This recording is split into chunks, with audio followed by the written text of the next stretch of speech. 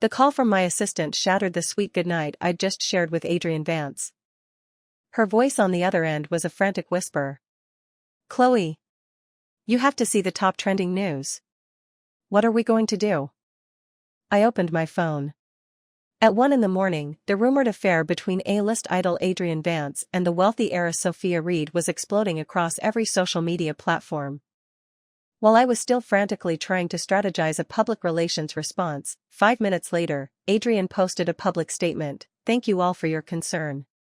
It's true, we are together. I stared at the loving text messages from him, sent just 10 minutes prior, then at the photo on the trending page, him and Sophia, their lips locked in a passionate, public kiss. With a cold, robotic precision, my fingers typed out a message to the chairman of the Phoenix Awards Committee. Withdraw Adrian Vance's nomination for Best Actor. This was the 8th year since I had met Adrian, and the 8th year of our love story. I was 3 years his senior. When we met, he was an unknown, barely scraping by after a reality show debut. As his manager, I had begged and fought for every resource to catapult him to the pinnacle of stardom. I sent him abroad to study acting, guided him through a year of silence, and upon his return, secured him lead roles in a string of blockbuster films that made him a household name. He had been good, I'll give him that. After several nominations, he had finally won the top awards in recent years. This year's Phoenix Award would have made him the first Grand Slam winner of his generation. Everyone in the industry said that meeting me was the luckiest day of Adrian's life. In the beginning, no one understood why a top-tier manager like Chloe Thorne would pour everything she had into an obscure, unremarkable young man. Only I knew the man behind the image, kind, sincere, charming, and brilliant. Chloe, I could never have done this without you. Chloe, you're my lucky star, my guardian angel. You are the only woman I will ever love. But the young man who had once showered me with gratitude and sweet nothings had transformed into a monster in less than 24 hours. These years with you, Chloe, he said, his voice dripping with contempt, you weren't just my girlfriend, you tried to be my puppet master. You controlled every aspect of my life, restricted everything I did. I had to listen to you, I had no say at all. Everyone says I owe my success to you. Why? Do they have any idea how hard I worked? Well, I'm telling you now, I'm done with it. Adrian's long legs were crossed casually as he leaned back into the sofa. The third button of his shirt was undone, revealing a faint, damning smudge of red lipstick on his chest that wasn't mine. On any other day, he would have pulled me onto his lap, held me from behind, and whispered his love for me. The Adrian before me now was relaxed, confident, and utterly in control. A smirk played on his lips. You didn't know, did you? I'd been pursuing Sophia for a long time. That half year I was in Los Angeles, I was with her every single day. The world fell away. That half year he was supposedly studying, while I was sending him thinking of you texts and worrying about his well-being, he was whispering sweet nothings to another woman. Why? I murmured, my voice barely a whisper. Why didn't you tell me sooner? Adrian shrugged dismissively. Because you were the one negotiating my next big film. I needed you to handle all the details.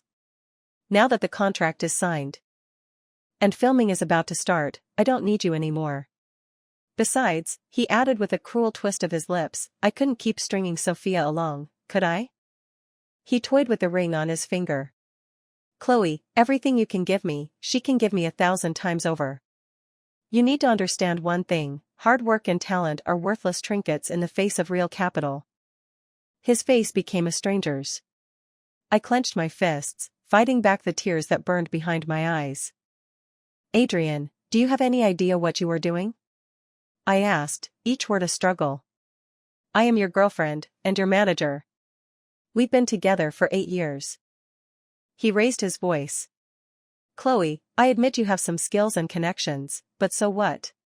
Sophia is the daughter of the richest man in the city. She's young, beautiful, and completely devoted to me. Do you know that with a single word, she can land me an endorsement deal? And you? You're older than me. Your looks, your background. You can't compare to a single one of her fingers. Let's just say for the past 8 years, I was indulging you, gifting you my youth. I was stunned into silence, unable to believe the venom in his words. Seeing my silence, he raised an eyebrow. So? Chloe, I'm officially breaking up with you. We are no longer a couple, and our professional relationship is terminated. Are you going to pack your things and leave on your own, or should I have someone help you? The 4-story villa in the city's western suburbs was meant to be our marital home. Adrian had bought it in full and given it to me for my 30th birthday. The beautiful promises had a very short expiration date. Now, he was giving me 1 day to move out, with no room for discussion. I wanted to scream at him, to ask him what the 8 years I had dedicated to him meant. But he shot me an impatient glance and played a voice message on his phone. Sophia's cloyingly sweet voice filled the room. Adrian, darling, have you broken things off with that bitch yet? Is it done? When is she getting lost? When are you coming back to me? Adrian's face melted into a look of sickeningly sweet devotion as he texted back. Wait for me. I'll be there soon. Fine, I said, my voice hollow. I'll be gone by tomorrow. The contract is terminated. The words had barely left my lips before the tears finally fell, hot and silent, down my cheeks. The phone in my hand vibrated. It was a reply from the chairman of the Phoenix Awards, sent just a second ago. Adrian Vance's nomination has been withdrawn. The next day, I resigned from Adrian's studio and quickly handed over all my work. My 2 assistants were overwhelmed, their faces streaked with tears. Chloe, please don't go. What will we do without you? I forced a smile. Don't worry. Someone much more capable than me will be here soon to take over. Just be smart and look out for yourselves. The news of Adrian's new relationship had crashed multiple entertainment news servers overnight. The public was split, half offering blessings, half spewing curses. He was called a gold digger, a traitor to his fans, a man with integrity, and a fame-hungry manipulator. Normally, I would have squashed such rumors before they even started. Now, my former colleagues were left floundering. The studio door burst open, and Adrian walked in, holding Sophia's hand. They were a matching set, sunglasses, hats, and clothes. The handsome couple was impossible to ignore. The staff exchanged uneasy glances, their eyes darting between me and the newcomers. Sophia sneered. Chloe Thorne, still here? Is your skin that thick? Do you need someone to physically throw you out? I met her gaze calmly. I'm handing over my work. As soon as I'm finished, I will leave. I won't be in anyone's way. No need for a handover, Sophia purred, draping herself over Adrian. Your work was never that important anyway. Adrian will probably do much better without you. All these years, you were just his bed warmer. Oh, and I'll be sending you a check for your severance and pain and suffering. So really, you've come out ahead, haven't you? Is that so, Miss Reed? I held up my phone. Perhaps you'd like to see what the internet is saying about you? The city's wealthiest heiress playing the other woman, shamelessly throwing herself and her family's money at a man. Before I could finish, she lunged forward and slapped me hard across the face. The sharp crack silenced the room. Everyone had heard rumors about the Reed heiress's temper, but no one had expected this level of viciousness. The slap jolted me back to reality. My eyes began to burn, and as I looked up, my gaze instinctively found Adrian. He was holding Sophia's hand, his eyes filled with concern, whispering, "Are you okay, darling? Did your hand hurt?" "It hurts so much. Adrian, look at this old woman, she's putting on a show again." He kissed the back of her hand. "Be careful. I can't bear to see you hurt. Don't let irrelevant people ruin your mood." "Miss Reed, my assistant started to protest, but I stopped her. You still have to work here. It's not worth making enemies for my sake." "I'm fine." I looked at Adrian. His eyes held only indifference and a hint of mockery. "A new manager will be taking Chloe's place tomorrow," he announced to the room. "I have always been your boss, not Chloe Thorne. From now on, Miss Reed is the lady of the house. You all know who to listen to." As for today's media storm, I will handle it myself. It shouldn't be a problem. There isn't a single paparazzo outside my apartment or the studio. He didn't know that I had already called all my media contacts last night, asking them to stand down and remain silent. It was the last thing I would ever do for his career. As if to punctuate his confidence, Adrian posted another update. Miss Reed is the first and only woman I have loved since entering this industry. Please stop the baseless accusations and speculation. From now on, she is the only person I want to protect. I saw the notification on my phone and let out a bitter laugh. Adrian, I hope you too will be very happy. I'm leaving. Goodbye. Without a backward glance, I walked out of the place I had worked for 8 years, away from the man I had loved for 8 years. So, you finally come to your senses, my dear. My best friend, Bella, drawled from her position on the sofa. 2 manicurists attended to her nails, while a masseuse gently worked on her scalp as she lay with a face mask on, the picture of serene luxury. I sat on the other end of the couch, hugging my knees, my lips turned down in a frown. I'm a great judge of character, you know. I told you that little boyfriend of yours was a snake, she said lazily. Let's forget the cheating and the brutal breakup for a second. Even based on your employment contract alone, he owes you $8 million in penalties. And what did she give you? That. Sophia. A measly $1 million? What does she take you for? I don't know how a man who built his career on being a kept man and the daughter of a second-tier city's richest man have the audacity to be so arrogant in front of you. They really don't know their own weight. You're right. I was a terrible judge of character. I gave him 8 years of my life. It's time to let go. So, are you ready? Ready to go home and apologize to your old man? You're his only daughter. He's been desperately waiting for you to come back. Say a few nice words, and you can have anything you want. It was a secret that almost no one knew. I was Chloe Thorne, the only daughter of Charles Thorne, the president of the Thorne Group and the richest man in Asia. I had taken my mother's surname and grew up with her abroad. I saw Adrian on television by chance once and fell for him instantly. After graduating from university, against my parents' wishes, I returned to the country, entered the entertainment industry to become his manager, and fought by his side until this very day. His betrayal, his cruelty, and Sophia's slap today had finally shattered the beautiful dream I had been living in. I would no longer revolve my life around Adrian Vance. I've already spoken to the committee about the Phoenix Award. His nomination is gone. It's been given to the other lead in the film. Since it was a dual lead movie, I can make him, and I can just as easily give the opportunity to someone else. Heh. Adrian had no idea. The chairman of the Phoenix Awards was a longtime friend of my father's. The most prestigious film award in the country was funded by my father's investments.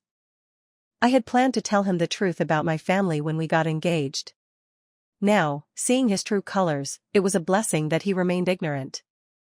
A moment later, my phone rang. It was my father. Chloe, what's going on? His voice was laced with displeasure. Your Uncle William told me you withdrew that boy's nomination. And I've heard from several people that the Reed family is spreading word that they're going to blacklist you in the industry. What happened? Did you two have a falling out? I saw the news. I told you that kid was unreliable. And who does that Reed family think they are, daring to bully you publicly? My father went on a long tirade. I quickly soothed him. Dad, it's nothing. I admit, I have terrible taste in men. I was wrong. I'll come home and be good, and I'll take over the family business. I paused, then made my decision. But before that, I'm going to make Adrian Vance pay for everything he did to me, tenfold. The next day was the 45th birthday party for Simon, the president of Majestic Entertainment, the city's largest film company. He had invited me weeks ago, and I had planned to bring Adrian to introduce him, hoping to secure the lead role in Simon's new costume drama. Now, that was off the table. I would just attend as a friend.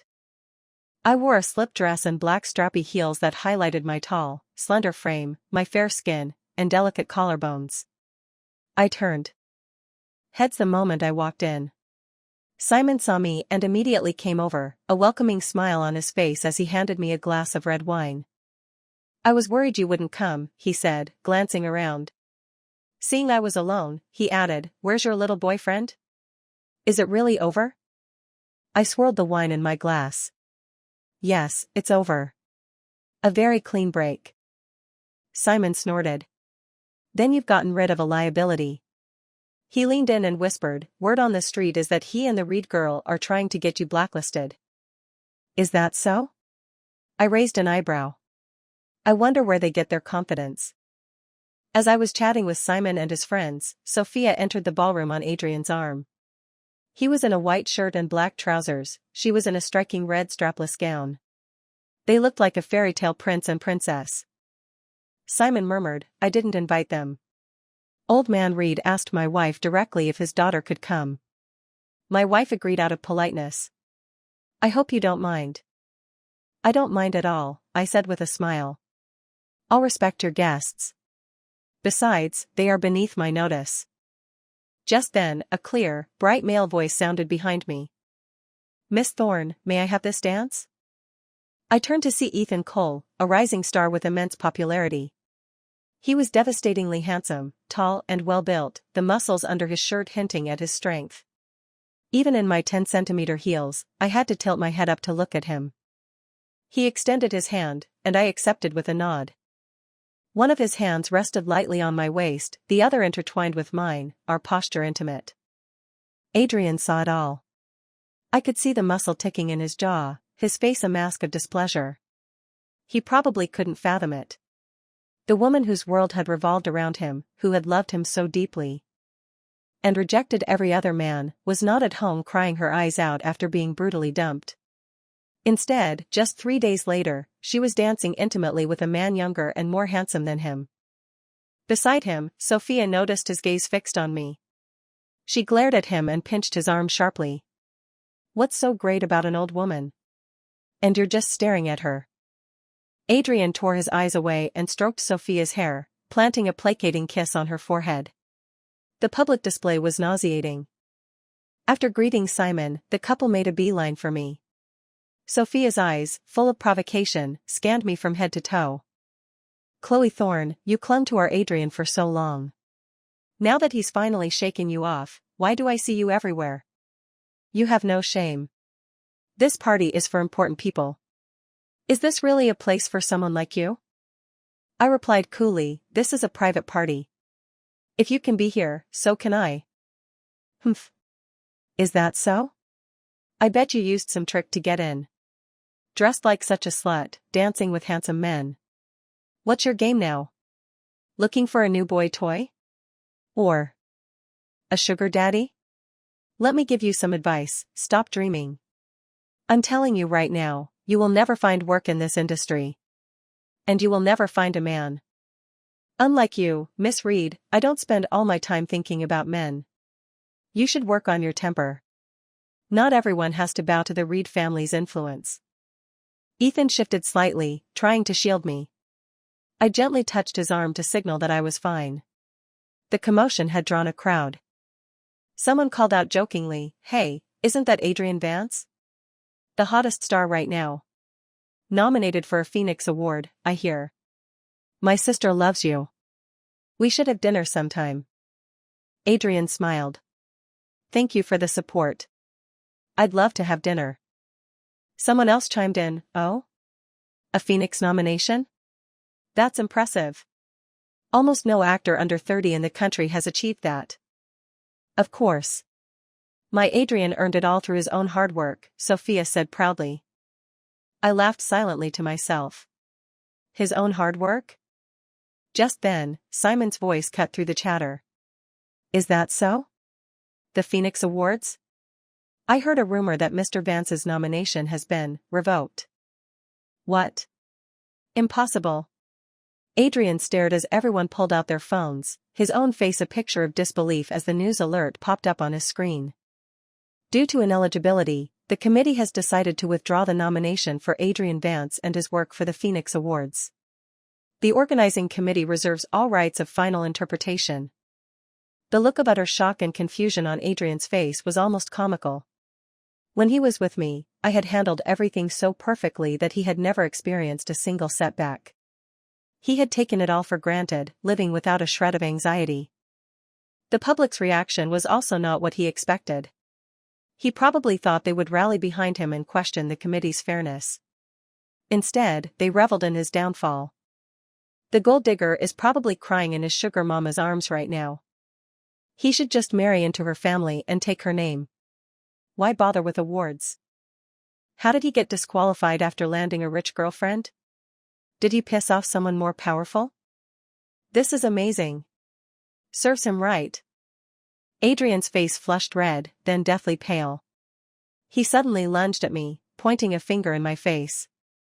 Chloe Thorne. Was this your doing? Some kind of dirty trick? Ethan stepped in front of me. Show some respect to a lady. I laughed coldly. Adrian, can you read? The committee said you and your work do not meet the criteria. If you have questions, take it up with them. Why are you yelling at me? Have you forgotten your own words? Hard work and talent are worthless trinkets in the face of real capital. You shameless bitch. This is revenge, isn't it? Fine. You just wait. Sophia shrieked. This is someone's birthday party. Not only did you two steal the spotlight the moment you walked in, but now you're going to cause an ugly scene? If you insist, I will have security escort you both out, I said, my voice dripping with disdain. Sophia grew even angrier. On what grounds? I am Simon's honored guest. You're the one who should be thrown out. Simon, seeing me being attacked by his uninvited guests, stepped forward. Miss Reed, I believe there has been a misunderstanding. Your father asked my wife to allow you to bring Mr. Vance. I never intended to invite you. Miss Thorne, on the other hand, is my sincerely invited guest of honor. What? Guest of honor? Who the hell is she? Adrian blurted out. I supposed I had protected him too well all these years, allowing him to become so tactless and emotionally stunted in public. The heiress to the Thorne Group, Simon said, sipping his wine with a faint, mocking smile. For you to ask who is she is a question I wouldn't dare to answer myself. The air went still. Everyone seemed to be holding their breath, waiting for the punchline to the joke that was Adrian and Sophia. Thorne Group? Sophia stammered. You mean the richest man in Asia? Charles Thorne? Impossible. Mr. Thorne doesn't have any children. And your last name is Thorne? I nodded. It's understandable that you wouldn't know. My father values his privacy. I took my mother's name. I don't need to prove anything else to you. I am my father's daughter. That is beyond doubt. I watched Adrian's pupils dilate in disbelief, a dawning horror on his face. It was hilarious. To think he had pretended to be so kind and sincere for all those years, and that I, blinded by love, had believed him. He had abandoned and insulted me for a wealthy heiress, only to discover he had pushed away the biggest patron he could ever have hoped for. Is it true? Adrian asked, his brow furrowed in agony. It's true, I answered coldly. Why didn't you tell me? I was worried you would face the same kind of public scrutiny you're facing now. Adrian let out a bitter, choked laugh, his eyes turning red. The whispers around them became a roar of mockery. Ignoring Sophia completely, he turned and fled the party. After that night, Adrian's work began to dry up. Once my identity as the heiress to the Thorne Group was public, even though I never said a word, brands and production companies began to cancel his contracts. They would rather pay a penalty than risk my displeasure. The Reed family's influence was limited, especially in the entertainment industry. With me as an unassailable presence, Sophia's connections were useless to him. Bella had made a prediction. I bet you, he'll come crawling back to you within 3 days, unless he never wants to work in this industry again. She was right. Adrian was now sitting on the sofa in my villa, his head bowed, looking meek and obedient. This was my new villa in the eastern suburbs, over 700 square meters, with 2 luxury cars in the garage. I had bought it all for him. It was meant to be his birthday present in 2 weeks, a celebration of our 8th anniversary. I had planned to tell him my true identity that day and map out our future together. But he couldn't even wait 2 weeks. He had latched onto the Reed heiress, desperate to cut ties with me. It was for the best. I had seen his true face. Half an hour ago, he had deleted all his public social media accounts, effectively vanishing from the public eye. Netizens speculated that he had offended a powerful figure and been forced into retirement. And half an hour later, he was on my doorstep. I looked at the man before me, his eyes weary, his face unshaven. I teased, "What's this? Trying to make me feel sorry for you?" Half a month ago, it might have worked. I would have felt so sorry for you I would have given you the world. But now, even if you kneel before me, it will make no difference. The words were barely out of my mouth when he dropped to his knees. He pulled a red velvet box from his pocket and opened it to reveal an exquisite diamond ring. "Chloe, this is the ring you fell in love with when we were window shopping. I didn't understand what you were hinting at then, but I bought it for you now. Can you please forgive me, just one last time? Let me come back to you. We can be happy again, can't we?" His earnest words and sincere gaze were astonishing. "Adrian, I'm starting to regret having your nomination withdrawn. Look at you now. Your acting is superb. You truly deserve an award."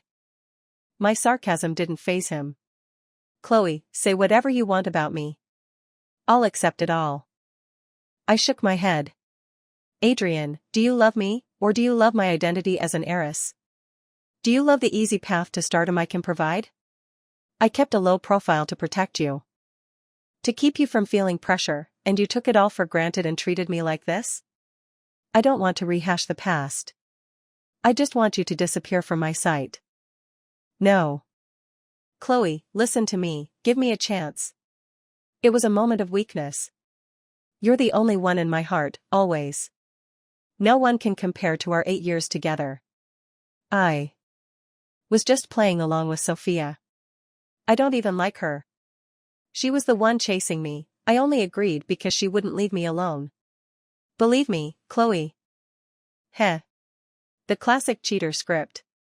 I wondered how Sophia would feel if she heard him badmouthing her like this, if she would regret trusting his sweet talk and making enemies for his sake. "Adrian. I'll give you your own words back to you. Let's just say for the past 8 years, I was indulging myself, gifting you my youth." The sight of his face filled me with disgust. I called my bodyguards and had him removed. I never go back to a man who has betrayed me. It's a matter of principle. He kept trying.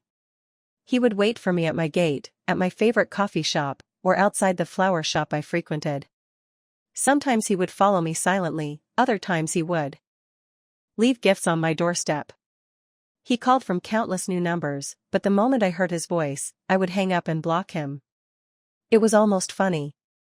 He had never pursued me this ardently in the beginning, and now, despite my constant rejections, he persisted.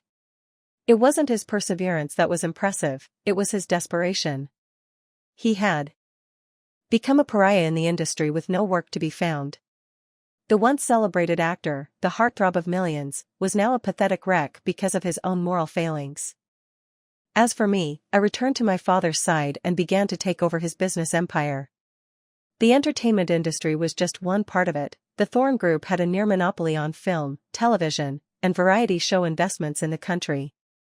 One day, I met with Ethan Cole at a television station for work. Afterwards, he asked me to dinner. I could see the hint of something more in his eyes. But after my recent breakup, I wasn't ready for a new relationship, especially with another younger man. Still, my first impression of him had been good. Ethan seemed to guess my hesitation. "I just want to have dinner," he said reassuringly. "Just to talk. That's all." I chose my favorite restaurant in the city, the one Adrian and I used to frequent. The decor was the same, the food tasted the same, but the person beside me was different. As Ethan and I talked and laughed, I caught a glimpse of a figure entering the restaurant. It was Adrian. He wore a hat, but his eyes were fixed on our table, on the easy intimacy between me and Ethan. I'm full. Should we go? I grabbed my bag to leave. Ethan, sensing my urgency, quickly followed. Adrian rushed forward and blocked my path, his voice loud and accusatory. Chloe Thorne, found another young man already? Why him? Why not me? What does he have that I don't? His voice grew louder, drawing stares. Ethan pushed his hand off me and gently guided me away. But Adrian followed, his demeanor increasingly erratic. I spun around and yelled at him, my patience gone. Adrian! If you had picked yourself up, if you had tried to make a comeback through your own hard work, I might have respected you. But look at you now. You have no dignity, no strength. You're a mess. I despise you. If you follow me again, I will call the reporters and let your fans see what you've become. I turned and walked away without another glance, leaving him standing alone in the restaurant doorway, stumbling, laughing and crying at the same time. A crowd began to gather. Someone recognized him. Isn't that the actor? Adrian, what's his name? Adrian Vance? I love his movies. Why hasn't he been in anything lately? I heard he was blacklisted. Dumped by the heiress, probably went crazy. Sigh, a grown man with no backbone. Adrian Vance vanished from the entertainment world. No new projects, no commercial activities. In this fast-paced era of disposable idols, if you weren't seen, you were forgotten. I didn't know where he went. The villa in the western suburbs had a new owner. I threw myself into my work at the Thorne Group. My life was full, and I no longer had time to dwell on the 8 years I had lost. Bella was right. The best cure for a broken heart is to stay busy. Today was my 33rd birthday. After a long day at the office, I went home early. My parents were waiting to celebrate with me. As I walked into the underground parking garage, I saw a tall figure standing beside my car. It was Ethan. He was holding a bouquet of pink roses. He handed them to me. Chloe Thorne, he said, his voice steady and sincere. Happy birthday. My name is Ethan Cole. And I would be honored to get to know you properly. I took the flowers from his hand and smiled, a genuine, radiant smile. My brilliant, happy 33rd year was just beginning.